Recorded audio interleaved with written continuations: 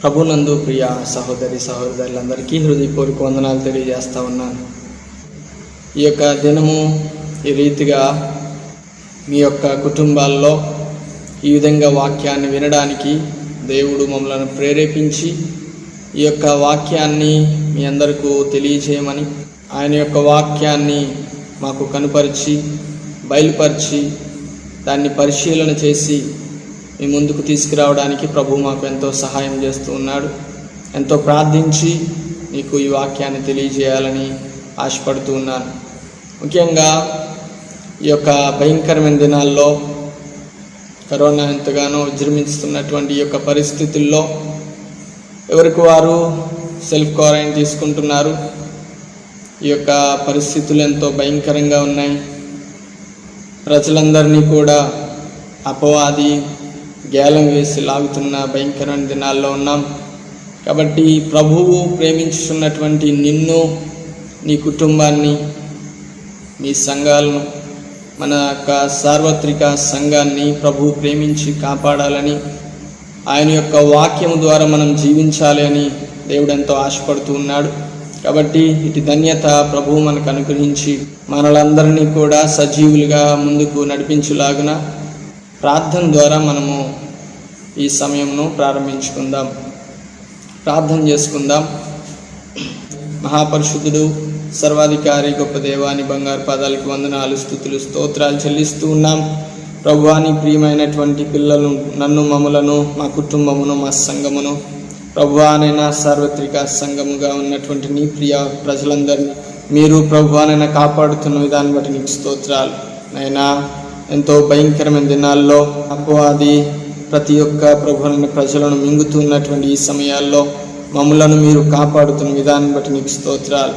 నాయనా, మేమేమై ఉన్నామో, మేము ఎట్లా నడుచుకోవాలో నీ వాక్యము చేత మమ్మలను ప్రభువా సరిచేసి నీ వాక్యపు వెలుగులోకి మమ్మల్ని నడిపించి, ప్రభువా నేను అంధకారం నుంచి మమ్మల్ని తొలగించి, ప్రభువా నీ దినము ఏమై ఉన్నదో, నీ దినము ఎటువంటిదో మేము తెలుసుకునేలాగున ఏర్పాట్లు దయచేయండి. ప్రతి ఒక్కరము నీ వాక్యమును విని వాక్యానుసారంగా ముందుకు నడిపించబడ్డంత ఏర్పాట్లు దయచేసి బలపరిచి ముందుకు నడిపిస్తారని అత్యంత కృపగల యేసుక్రీస్తు పరిశుద్ధ నామమున ప్రార్థించి మిక్కిలి వినంత వేడుకొంచున్నాము తండ్రి, ఆమేన్. మీ అందరికీ వందనాలు మరొకసారి తెలియజేస్తా ఉన్నాను. వాక్య భాగంలో నుండి ఆమోసు గ్రంథము 4వ అధ్యాయం, ఆమోసు గ్రంథము 4వ అధ్యాయం 6 నుంచి 13వ వచనం వరకు చదువుకుందాం. ఈ యొక్క గ్రంథంలో మనకు ఆమోసు అనేటువంటి ప్రవక్త ద్వారా దేవుడు తెలియజేసినటువంటి వాక్యాన్ని మనం పరిశీలిస్తూ ఉన్నాం. దీనికి మునుపు ఆమోసు గురించి కొన్ని మాటలు తెలుసుకుందాం. ఆమోసు ప్రవక్త అనగా ఈ పేరుకు అర్థము భారం మోసేటివాడు. భారం మోసేటువంటి దైవ సేవకుడైనటువంటి ఆమోసు ఇతడొక పశువుల కాపరి. బెత్లెహేం ఊరికి దక్షిణముగా 9 కిలోమీటర్ల దూరంలో తెకోవా గ్రామంలో మేడి పండ్లు కోసేటువంటి వ్యక్తి. మేడి పండ్లు కోసి వాటిని అమ్మి తన యొక్క జీవనాన్ని కొనసాగించేటువంటి ఈ యొక్క ఆమోసు ప్రవక్తకు దేవుడు తన యొక్క వాక్యాన్ని బయలుపరిచాడు. ఈ సమయంలో వాక్యాన్ని చదువుకుందాం. ఆమోసు గ్రంథము 4వ అధ్యాయం 6వ వచనం నుంచి 13వ వచనం వరకు చదువుతున్నాను. మీ పట్టణములన్నిటిలోనూ నేను మీకు దంతశుద్ధి కలుగు చేసినను, మీరున్న స్థలములన్నిటిలోనూ మీకు ఆహారము లేకుండా చేసినను, మీరు నా తట్టు తిరిగిన వారు కారు. ఇదే యెహోవాకు. మరియు కోతకాలమునకు ముందు 3 నెలలు వాన లేకుండా చేసి ఒక పట్టణము మీద కురిపించి మరి ఒక పట్టణము మీద కురిపింపకపోతుని. ఒక చోట వర్షము కురిసెను, వర్షము లేని చోట ఎండిపోయెను. 2-3 పట్టణములో వారు నీళ్లు త్రాగుటకు ఒక పట్టణమునకే పోగా అచ్చట నీరు వారికి చాలకపోయెను. అయినను మీరు నా తట్టు తిరిగిన వారు కారు. ఇదే యెహోవాకు. మరియు మీ సస్యములను ఎండు తెగులు చేతను కాటు చేతను నేను పాడు చేసి తిని, గొంగలి పురుగు వచ్చి మీ విస్తారమైన వనములను, ద్రాక్ష తోటలను, అంజూరపు చెట్లను, ఒలీవ చెట్లను తినివేసెను. అయినను మీరు నా తట్టు తిరిగిన వారు కారు. ఇదే యెహోవా వాక్కు. మరియు నేను ఐగుప్తీయుల మీదికి తెగులు రప్పించినట్లు మీ మీదికి తెగులు రప్పించితిని. మీ దండుపేటలో పుట్టిన దుర్గంధము మీ నాసికా రంధ్రములకు ఎక్కునంతగా మీ యవనములను ఖడ్గము చేత హతము చేయించి మీ గుర్రములను కొల్ల పెట్టించి తిని, అయినను మీరు నా తట్టు తిరిగిన వారు కారు. ఇదే యెహోవా వాక్కు. దేవుడు సొదొమ గొమొర్రాలను బోర్ల చేసిన నాశనము చేసినట్లు నేను మీలో కొందరిని నాశనము చేయగా మీరు మంటలో నుండి తీయబడిన కొరువు లేనట్లు తప్పించుకొంటిరి, అయినను మీరు నా తట్టు తిరిగిన వారు కారు. ఇదే యెహోవా వాక్కు. కాబట్టి ఇశ్రాయేలులారా, మీ ఎడల నేనెలాగునే చేయుదును గనుక ఇశ్రాయేలులారా, మీ దేవుని సన్నిధిని కనబడుటకై సిద్ధపడుడి. పర్వతములను నిరూపించువాడను గాలి పుట్టించువాడను ఆయనే. ఉదయమును చీకటిని కమ్మజేయువాడును మనుషుల యోచనలు వారికి తెలియజేయువాడును ఆయనే. భూమి యొక్క ఉన్నత స్థలముల మీద సంచరించు దేవుడును సైన్యములకు అధిపతియగు యెహోవా అని ఆయనకు పేరు. ఈ యొక్క వాక్య భాగం ద్వారా దేవుడు మనతో మాట్లాడాలని నేను ఆశపడుతున్నాను. ప్రభువునందు ప్రియ సహోదరులారా, ఈ యొక్క కార్యక్రమాన్ని వీక్షిస్తున్నటువంటి మీ అందరికీ ప్రభు పేరిట వందనాలు. మీరు మమ్మల్ని ఎంతగానో ప్రోత్సహిస్తున్నారు ఈ యొక్క యూట్యూబ్ ఛానల్ ద్వారా. అదేవిధంగా మీరు సబ్స్క్రైబ్ చేయడం, షేర్ చేయడం, అనేకులకు ఈ మెసేజ్ను తెలియచేయడం ద్వారా, కొంతమంది ఫోన్ కాల్ ద్వారా వారి యొక్క ఆదరణ లేని సమయాల్లో వాక్యం చేత బలపరచబడడాన్ని బట్టి వారు ఆదరణ కొరకు వారు ఫోన్ చేసి దైవ సేవకుల చేత ప్రార్థన చేయించుకొని వారి యొక్క జీవితాల్లో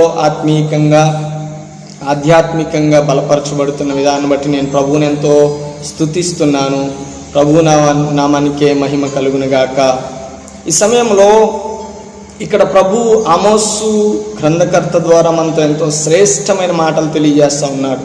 ప్రభునందు ప్రియ సహోదరులారా, ఆమోసు గ్రంథము 4వ అధ్యాయం 6వ వచనంలో ఒక మాట తెలియజేస్తూ ఉన్నాడు. మీరున్న స్థలములన్నిటిలోనూ మీకు ఆహారము లేకుండా చేసినను మీరు నా తట్టు తిరిగిన వారు కారు. ఇది ఒకటి. రెండవది, మీరు త్రాగుటకు ఒక పట్టణమునకే పోగా అచ్చట నీరు వారికి చాలకపోయినను అయినను మీరు నా తట్టు తిరిగిన వారు కారు. ఇక్కడ ఆహారము లేక, ఇక్కడ మనం చూసినట్లయితే ఆహారము లేక అలమటించేటువంటి పరిస్థితులు కలుగుతూ ఉన్నాయి. నీరు దొరకక అలమటించేటువంటి పరిస్థితులు కలుగుతూ ఉన్నాయి. దేవుడు ఇలాంటి కరువును పంపించబోతూ ఉన్నాడు. ఇలాంటి కరువు ఈ దినాల్లో కొందరి కుటుంబాల్లో చూస్తూ ఉన్నాం. ఆహారం లేక ఏం చేయాలో తోచక, నిజంగా అన్నం ఉంటే బాగుండు, ఏదో ఒకటి పచ్చడైనా కారమైన ఏదైనా కలుపుకొని తినొచ్చు అని ఆలోచించేవారు కూడా ఉంటారు. అలా ఆహారం లేక ఎంతోమంది వారి కుటుంబాల్లో ఏడుస్తున్నటువంటి పరిస్థితులు. ఆహారం కొరకు బయటికి వెళ్తే మనందరికీ తెలిసిన పరిస్థితే. క్వారంటైన్లో లేకపోతే బయటికి వెళ్తే అపాయము, లోన దాగితే క్షామము, దేవుడు కల్పించినటువంటి కరువు. కాబట్టి ఇలాంటి భయంకరమైన పరిస్థితులు ఎందువల్ల కలుగుతున్నాయంటే దేవుడు చెప్తున్నాడు, ఆహారము లేక నేను చేశాను కానీ మీరు నా తట్టు తిరగలేదు. నీరు లేకుండా నేను చేశాను అయినను మీరు నా తట్టు తిరిగిన వారు కారు అని దేవుడు మాట్లాడుతున్నాడు. మనం చదివినటువంటి ఈ మాటల్లో దేవుడు అనేక సార్లు మీరు నా తట్టు తిరిగిన వారు కారు అని మాట్లాడుతున్నారు. కాబట్టి ఈ యొక్క దినము వాక్య అంశము, దేవుని వైపు తిరుగువాడు బ్రతుకుదురు. దేవుని వైపు తిరుగువారు బ్రతుకుదురు. ఈ యొక్క వాక్యంలో దేవుడు మనతో మాట్లాడుతూ ఉన్నాడు. ఏమని మాట్లాడుతున్నాడంటే 9వ వచనం కానీ చూసినట్లయితే, మరియు మీ సస్యములను ఎండు తెగులు చేతను కాటుక చేతను నేను పాడు చేసి తిని. సస్యశ్యామలుగా ఉండాల్సినటువంటి ఈ యొక్క దేశము, కొన్నిసార్లు మనము మన దేశాన్ని చూసి మన ప్రజలను చూసి ఎంతో గర్వపడుతూ ఉంటాం. ఎంతో సస్యశ్యామలమైనటువంటి ప్రదేశాల్లో ఉన్నాం, ఎంతో సస్యశ్యామలుగా జీవిస్తున్నాం, ఎంతో సస్యశ్యామలమైనటువంటి కుటుంబంలో మనం ఉన్నాం, ఎంతో సస్యశ్యామములుగా ఉన్నాం అని అందరూ ఆనందపడుతూ ముందుకు కొనసాగిపోతున్నటువంటి మన దేశ ప్రజలే కానీ, ప్రపంచమంతటా ప్రజలే కానీ మనం ఆలోచన చేస్తే దేవుడు వారితో చెప్తున్నాడు, మీరు మీ సస్యశ్యామములను నేను ఎండు తెగులు చేతను, కాటుకు చేతను నేను పాడు చేసి తిని, గొంగలి పురుగు వచ్చి మీ విస్తారమైన వనమును, ద్రాక్ష తోటలను, అంజూరపు చెట్లను, ఒలీవ చెట్లను తినివేశాను, అయినను మీరు నా తట్టు తిరిగిన వారు కారు. దేవుడు మాట్లాడుతున్నాడు. ప్రియ సహోదరి సహోదరులారా, మనము దేవుని వైపు తిరగకపోతే దేవుడు తెలుసు ఆయన వైపు మనలను ఎలాగో త్రిప్పుకోవాలో. ఆనాడు ఇశ్రాయేలు ప్రజలు దేవునికి వ్యతిరేకమైనటువంటి ప్రవర్తన చేయడం బట్టి దేవుడు ఇశ్రాయేలీలను ఐగుప్తుకు అప్పగించి మరలా ఆయన వైపు ఎలా త్రిప్పుకున్నాడో మనకు తెలుసు. కాబట్టి ఇక్కడ చెప్పబడుతున్న మాట 10వ వచనంలో ఈ విధంగా రాయబడి ఉంది, ఇదే యెహోవాకు, మరియు నేను ఐగుప్తీయుల మీదికి తెగులు పంపించినట్లు మీ మీదికి తెగులు పంపించి తిని. ఎందుకు ఈ మాట చెప్తున్నాడంటే, ఫరో రాజైనటువంటి ఐగుప్తీయుకు, ఈజిప్ట్కి రాజైనటువంటి ఫరో దేవుని మాటను వినినవాడు కాదు, దేవుని వాక్కుకు లోబడిన వాడు కాదు, దేవుని సేవకుని యొక్క మాటను శిరసావహించిన వాడు కాదు, దేవుని వైపు తిరిగిన వాడు కాడు ఫరో రాజు. కాబట్టి ఐగుప్తు రాజైనటువంటి ఫరో ఏలుబడిలో మనం చూడగలం. నిర్గమాకాండంలో దేవుడు 10 తెగుళ్ళు పంపించినట్లుగా చూస్తూ ఉన్నాం.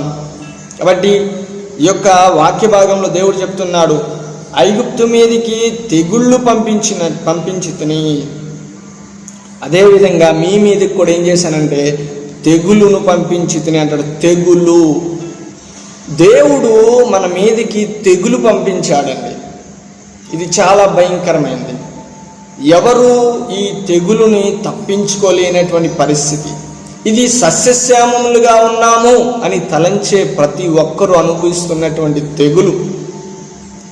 ఎవరి జీవితాల్లో ఆనందాలు వెరజిల్లుతూ వారి పరిస్థితుల్లో ఎంతో విస్తరిస్తూ ముందుకు కొనసాగుతూ ఉన్నారు. వారు దేవుణ్ణి మరిచిన వారుగానే ముందుకు వెళ్ళిపోతూ ఉన్నారు. దేవుడు అని తన్ను తాను కనుపరుచుకోవడానికి దేవుడు ఈ రీతిగా బుద్ధి చెప్తూ ఉన్నాడు. ఎందుకంటే వారు దేవుని వైపు తిరిగిన వారుగా లేరు. నిన్ను నన్ను ఈ పరిస్థితిలో ఉంచడానికి కారణం ఏంటంటే, ఒకవేళ నీవు నీ కుటుంబ సభ్యులే కానీ ఈ వాక్యం వింటున్న ప్రతి ఒక్కరిలో ఎవరైనా దేవుని వైపు తిరగనటువంటి పరిస్థితి ఎవరిలో ఉన్నా, ఈనాడు దేవుడు నీతో చెప్తున్న మాట ఏంటంటే, నీవు దేవుని వైపు తిరగాలి. దేవుని వైపు తిరిగితే ఈ తెగులు ఆగిపోతుంది. ప్రియా సహోదరి సహోదరులారా, మనము దేవుడు ఉన్నాడు అనేటువంటి విషయాన్ని మర్చి కొనసాగిపోదాము, ముందుకెళ్ళిపోదాము, దేవునితో పని లేదు అని దేవుని మీదే వైర్యం పెట్టుకున్నటువంటి ప్రజలుగా ఉన్నట్లయితే, దేవుడంటే భయము లేనటువంటి ప్రజలుగా ఉన్నట్లయితే, దేవుడంటే లెక్కలేని ప్రజగా ఉన్నట్లయితే, ఆనాడు మోషే అరణ్యంలో ప్రజలను నడిపిస్తూ ఉంటుంటే వారు పాలెంలో ఉన్నప్పుడు దేవుని మీదను దేవుని సేవకుడైన మోషే మీదను సనుగుకొనినట్లుగా చూస్తూ ఉన్నాం. వారు సనుగుకొన్నారు. దేవుడు తాపకరమైనటువంటి విషసర్పాలను పంపించినట్లుగా కూడా చూస్తూ ఉన్నాం. వారు మర్మరింగ్ చేస్తూ ఉన్నారు, సనుగుకుంటూ ఉన్నారు. తాపకరమైన సర్పాలు వారిని కరిచి వారు విషపూర్తులై చనిపోతున్నటువంటి పరిస్థితుల్లో ఉన్నారు. మరణకరమైనటువంటి పరిస్థితుల్లో ఉన్నారు. వారు ఎన్నడూ ఊహించలేదు ఇలాంటి పరిస్థితులు దేవుడు మా మీదకి పంపిస్తాడు అని. కానీ వారు చేసినటువంటి ఆ లోపమును బట్టి వెంటనే దేవుడు తాపకరమైనటువంటి సర్పాలు పంపించాడు. దాని చేత వారు చావు చూడాల్సినటువంటి పరిస్థితి ఏర్పడింది.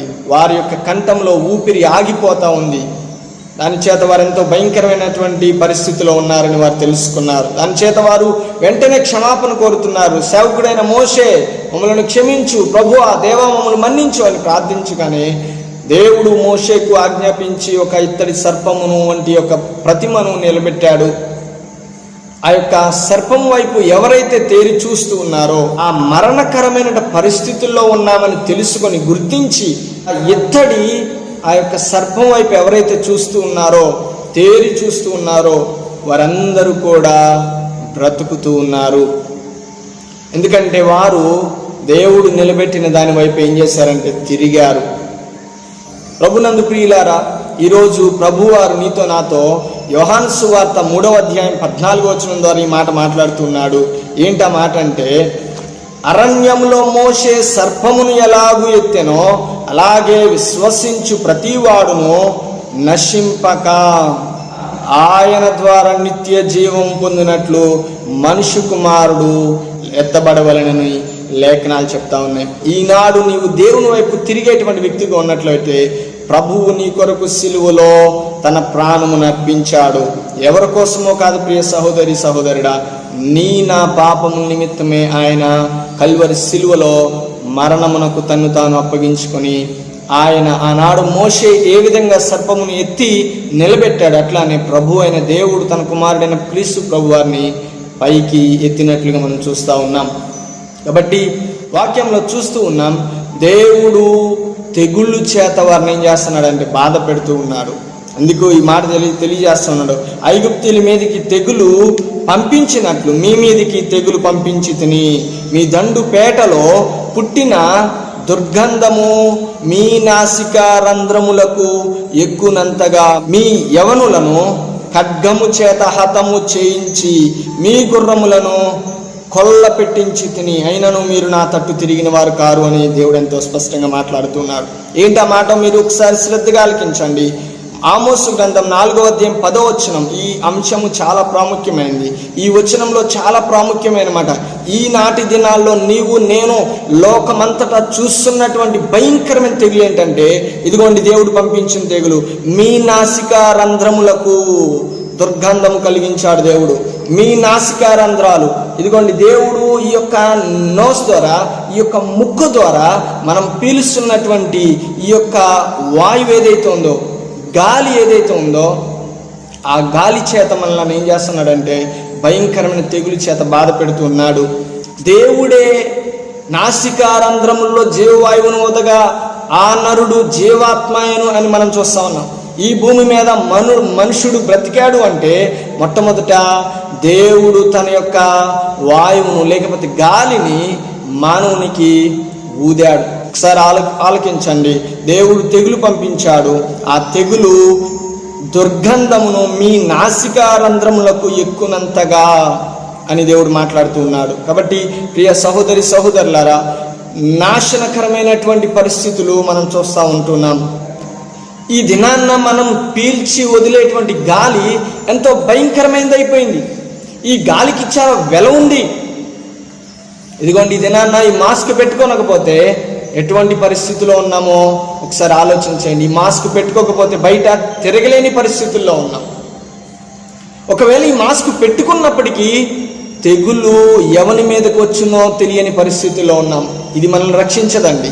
కాబట్టి ప్రియ సహోదరి సహోదరులారా, దేవుడు సెలవిస్తున్నాడు, మీ నాసికా రంధ్రములకు దుర్గంధం కలిగించేసినటువంటి దేవుడు.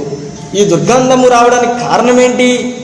ఈ ఆహారం కొరత అవడానికి కారణం ఏంటి? ఈ నీరు లేనటువంటి ఈ తెగులు అనుభవించాల్సినటువంటి పరిస్థితి ఏంటంటే దేవుని వైపు తిరిగిన వారు కారు. కనుకనే దేవుడు ఈ విషయాన్ని తెలియజేస్తున్నాడు. కాబట్టి ఇదే యెహోవాకు అని దేవుడు మాట్లాడుతున్నాడు. దేవుడు సొదొమ గొమొర్రాలను బోర్ల చేసి నాశనము చేసినట్లు నేను మీలో కొందరిని నాశనము చేయగా మీరు మంటలో నుండి తీయబడిన కొరువులైనట్లు తప్పించుకొంటిరి, అయినను మీరు నా తట్టు తిరిగిన వారు కారు అని దేవుడు మాట్లాడుతున్నారు. ప్రియ సహోదరి సహోదరులారా, కొంతమంది ఈనాడు తెగులు చేత మరణకరమైనటువంటి పడకల మీదకు వెళ్ళి తిరిగి వచ్చేయారు, మరలా బ్రతికారు. దేవుని కృప ఈ దినాల్లో చాలా మంది ఫోన్లు చేయించి ప్రార్థన చేయించుకుంటున్నారు. ఆక్సిజన్ అందట్లేదయ్యా, మా కొరకు ప్రార్థించండి అని కోరిన వారు చాలామంది, వారు దైవ సేవకులు ప్రార్థన చేయగా దేవుడు వారిని స్వస్థపరిచారు. వారు సాక్షులుగానే ఉన్నారు. వారు సాక్ష్యం ఇస్తానని కూడా తెలియజేశారు. కాబట్టి ప్రియ సహోదరులారా, దేవుడు సెలవిస్తూ ఉన్నాడు. కాబట్టి ఇశ్రాయేలులారా, మీ ఎడల నేను ఇలాగు చేయుదును గనుక ఇశ్రాయేలులారా, మీ దేవుని సన్నిధిని కనుబడుటకై సిద్ధపడుడి అని దేవుడు మాట్లాడుతున్నాడు. ఈ దినమైన దేవుని వైపు తిరగడానికి మీరు సిద్ధపడండి ప్రియ సహోదరులారా. మనం దేవుని వైపు తిరిగినట్లయితే, మనం దేవుని వైపు తిరగడానికి సిద్ధపడినట్లయితే దేవుడు నీకు ఒకటి ఇస్తానంటున్నాడు. గాలిని పుట్టించువాడను ఆయనే అంటున్నాడు. దేవునికి స్తోత్రం. గాలిని పుట్టించువాడెవరంట? ఆయనే అని 13వ వచనం చదవండి. ఆమోసు గ్రంథము 4వ అధ్యాయం 13వ వచనంలో దేవుడు చెప్తున్నాడు. ఈ గాలి లేకపోతే ఆక్సిజన్ అందక మనిషి చనిపోతున్నాడు. గాలిని దినాన్ని కొనుక్కుంటున్నాడు, చెట్లు నరికేస్తున్నారు, ఈ యొక్క లోకాన్ని పాడు చేస్తున్నారని మనుషులు మాట్లాడుతున్నాడు. వాస్తవానికి గాలి, ఆయువు, నీ ప్రాణము ప్రభువు చేతిలో ఉంది. నీ ప్రాణము ఆగాలన్నా, నీ ప్రాణము పోవాలన్నా అది దేవుని చేతిలో ఉంది ప్రియ సహోదరి సహోదరుడా. కాబట్టి ఈ దినాన్న వాక్యాన్ని వింటున్న నీవు, మనందరము కూడా ఒక్క విషయాన్ని గమనించాలి. గాలిని పుట్టించువాడను నేనే అని దేవుడు చెప్తున్నాడు. కాబట్టి నీ యొక్క కుటుంబంలో అందరూ సస్యశ్యామములుగా ఉండాలి అంటే మనము దేవుని వైపు తిరగాలి. దేవుడు ఒక విషయాన్ని తెలియజేస్తా ఉన్నాడు. మీ యవనులను ఖడ్గము చేత హతము చేయించి అంటున్నాడు దేవుడు. ఒకసారి ఆలోచించేయండి. మనం అనుభవిస్తున్నటువంటి దినాలు ఎలాంటివో తెలుసా అండి? ఇక్కడ రాయబడుతున్న మాట ఏంటంటే, ఇదే ఆమోసు గ్రంథం 5వ అధ్యాయం 13వ వచనంలో ఎలా అంటున్నాడు? ఇది చెడు కాలము, ఇట్స్ ఎ బ్యాడ్ టైం. ఇది చెడు కాలము గనుక ఈ కాలమున బుద్ధిమంతుడు ఊరుకుని ఉంటాడు. ఏమండి, ఇదేనన్న బుద్ధిమంతులు ఊరుకుని ఉంటే కొంతమంది రోడ్ల మీద పడి తిరుగుతున్నారు, కావాలని తిరుగుతున్నారు, విచ్చలవిడిగా తిరుగుతున్నారు, తాగడానికి తిరుగుతున్నారు, వ్యభిచారం నిమిత్తమై తిరుగుతున్నారు. ఇంకా వారి యొక్క అక్రమ క్రియలను బట్టి దుర్మార్గ వారికి ప్రియమైనటువంటి వారి యొక్క కార్యకలాపాలను కనుపరుచుకోవడానికి వారు లోకంలో తిరుగుతూ ఉన్నారు. కానీ ఇది చెడు కాలము కనుక ఈ కాలమున బుద్ధిమంతుడు ఊరకుండును అని దేవుడు మాట్లాడుతున్నాడు. కాబట్టి మీరు బ్రతుకున్నట్లు కీడు విడిచి మేలు వెదుకుడి, అలాగు చేసిన ఎడల మీరు అనుకొను చొప్పున దేవుడును సైన్యములకు అధిపతియగు యెహోవా తోడుగా ఉండును. కీడును ద్వేషించి మేలును ప్రేమించుచు గుమ్మములలో న్యాయము స్థిరపరచుడి. ఒకవేళ దేవుడు సైన్యములకు అధిపతియగు యెహోవా యోసేపు సంతతిలో శేషించిన వారిని కనికరించును అని దేవుడు మాట్లాడుతున్నాడు. ప్రియ సహోదరి సహోదరుడరా, మీ గుమ్మములలో న్యాయము స్థిరపరచండి. మీరు న్యాయాన్ని స్థిరపరచండి. న్యాయవంతుడైనటువంటి దేవుణ్ణి స్థిరపరుచుకొనండి. ప్రభువగు యెహోవా ఇలాగు సెలవిచ్చుచున్నది ఏమనగా, నేను మీ మధ్య సంచరింపబోచున్నాను అంటున్నాడు. దేవుడు సంచరిస్తున్నాడు. దేవుడు బయట సంచరించేటువంటి దినాల్లో ఉన్నాం. ఒకవేళ నీవు కూడా బయట సంచరిద్దామనుకున్నట్లయితే జాగ్రత్త అండి.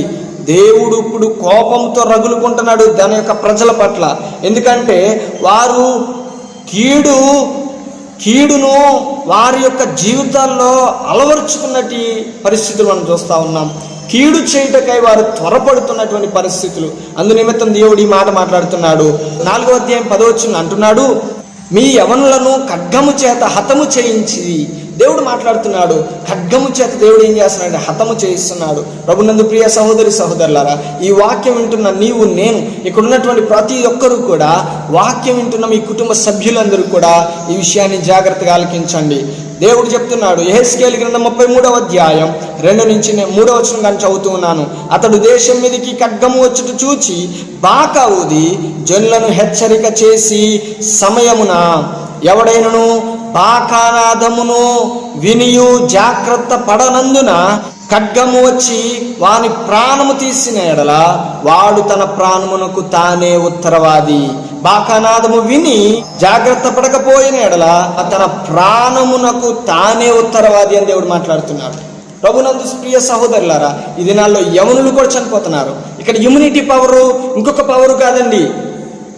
దేవుని యొక్క తెగులు గురించి ఆలోచన చేయండి. నీ ఇమ్యూనిటీ పవర్ కానీ, నీ రెసిస్టెన్సీ పవర్ కానీ దేవుని యొక్క తెగులు ముందు ఎంత మాత్రం కూడా నిన్ను నిలపజాలదు. ఈ విషయాన్ని గుర్తుపెట్టుకోండి. ఎందుకంటే దేవుడు పడగొట్టాలనుకున్నప్పుడు నిన్ను కట్టేటువంటి వారు ఎవరు కూడా ఉండరు.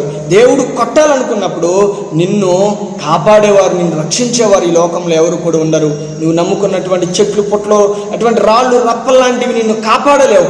ఇతర యొక్క బలము నిన్ను కాపాడదు, ఇతర ధనము నిన్ను కాపాడదు. దేవుని శక్తి ముందు ఈ లోకంలో ఏది కూడా నిన్ను కాపాడజాలదు. కాబట్టి నీవు దేవుని వైపు తిరుగు, దేవుని వైపు తిరుగు. ఇంట్లోనే ఉండి నీవు దేవుడు చెప్తున్న విధంగా, సైన్యములకు అధిపతియగు యెహోవా చెప్తున్న విధంగా మీ గుమ్మములలో న్యాయము స్థిరపరచుడి. మీరు ఇండ్లలోనే ఉండండి.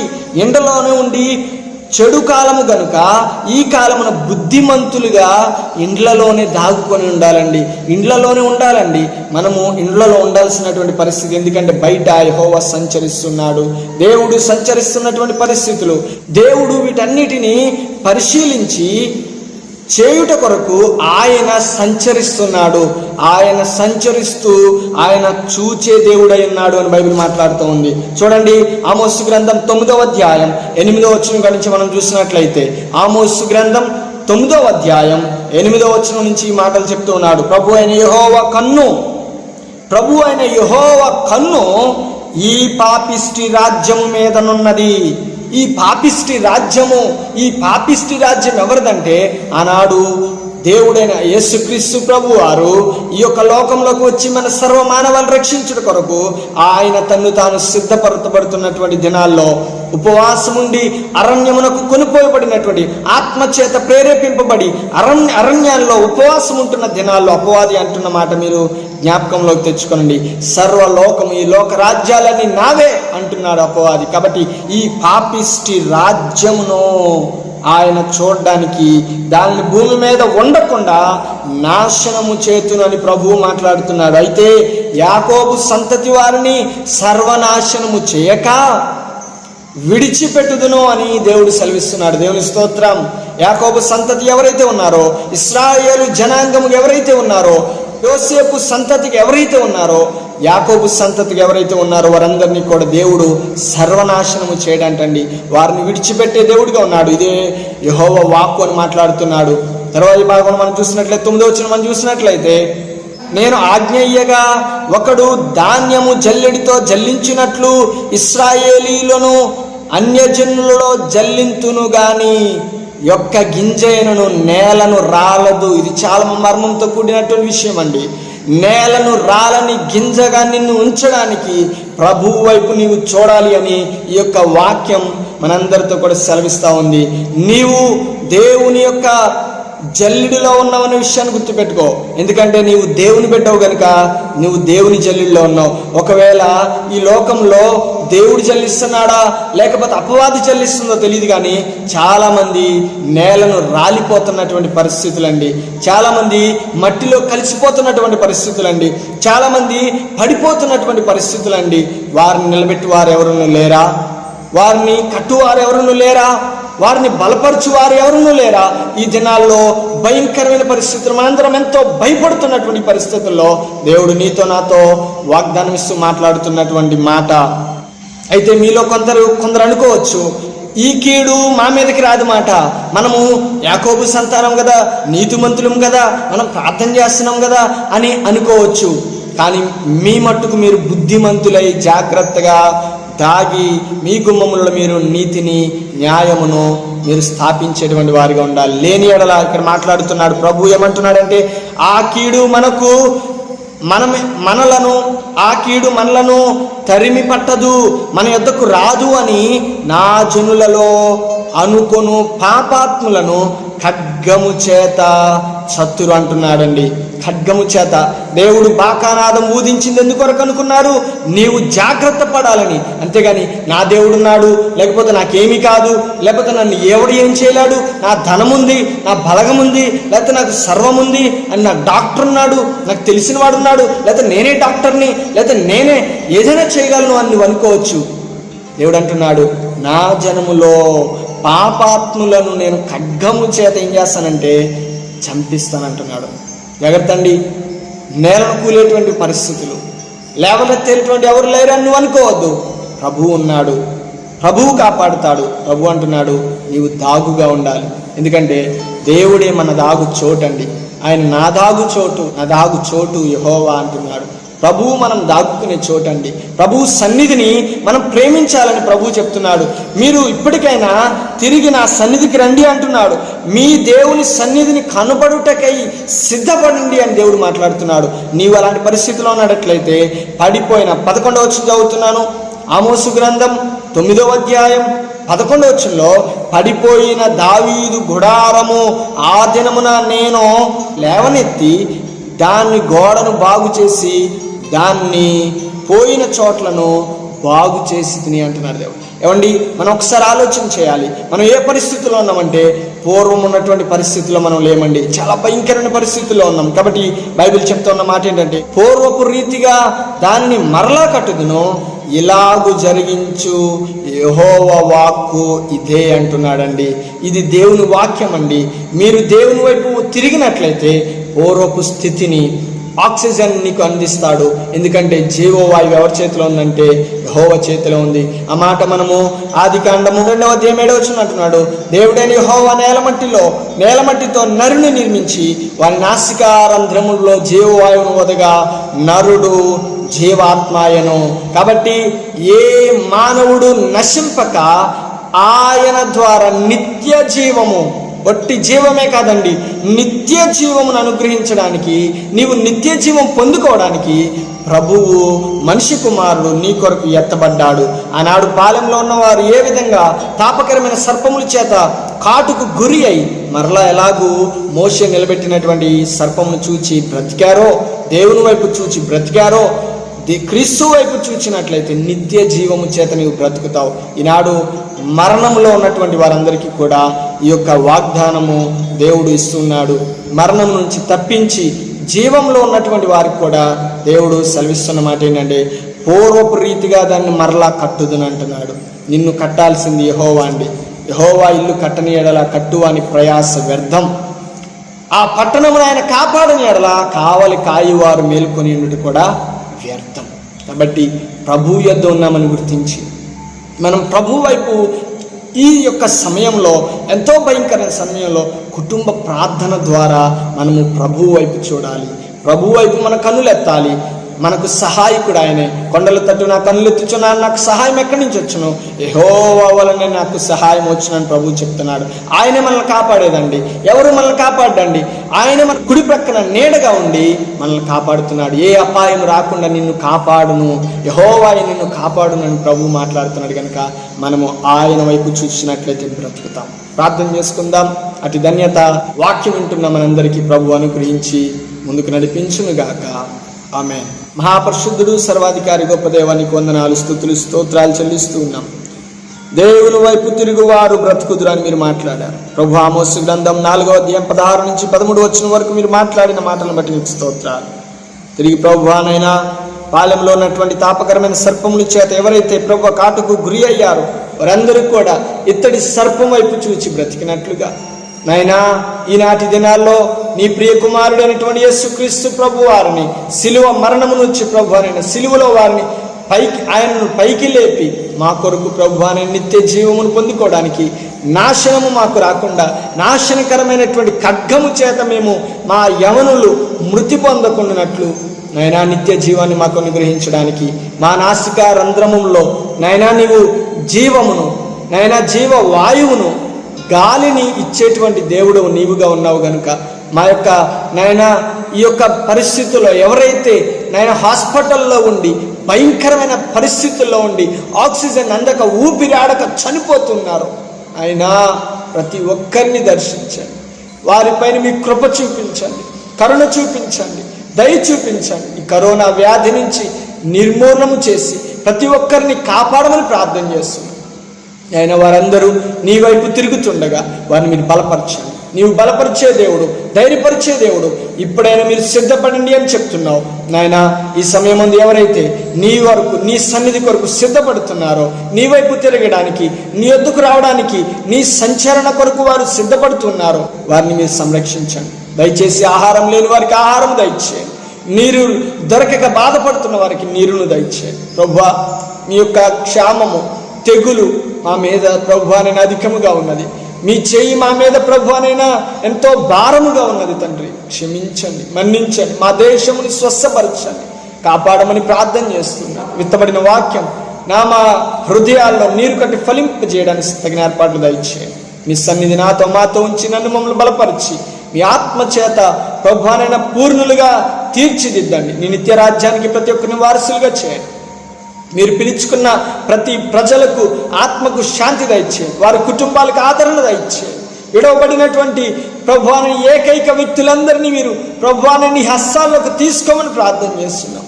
వారిని మీరే ఆదరించండి, మీరే వారికి ప్రభువాని సర్వమును అనుగ్రహించండి. నైనా ఎవరైతే అవసరతల్లో ఉన్నారో వారికి మీ సహాయము దయచేయండి. ఈ యొక్క వాక్యము చేత ప్రతి ఒక్కరిని మీరు బలపరుస్తున్న విధానం బట్టి నీకు స్తోత్రాలు చెల్లిస్తూ విన్నటువంటి ప్రతి ఒక్కరు వారిని ప్రభువనైనా వారి హృదయాలను ప్రభు నీ వైపు త్రిప్పడానికి తగిన ఏర్పాట్లు దయచేసి బలపరిచి ముందుకు నడిపించమని యేసుక్రీస్తు పరిశుద్ధమైన నామమున ప్రార్థించి మిక్కిలి వినయంతో వేడుకొంచున్నాము తండ్రి. ఆమేన్.